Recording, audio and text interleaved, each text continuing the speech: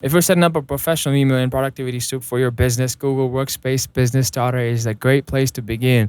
Here's how to activate it in just a few steps.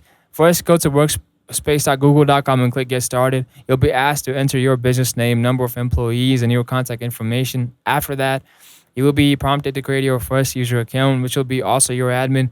Next, choose whether you want to use an existing domain or buy a new one through Google. If you already own a domain, enter it, and Google will guide you to verify ownership, usually by adding a TXT record or your domain's DNS settings.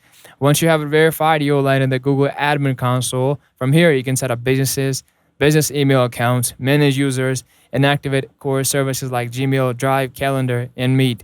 Your 14-day free trial, will begin automatically. And that's really it. Your Google Workspace Business Starter plan is now active, and your team is ready to start collaborating with professional grade tools. If this has helped, if this helped, well, go ahead and like the video, subscribe for more tutorials, and comment below if you want to walk through one setting up email routing or workspace security settings.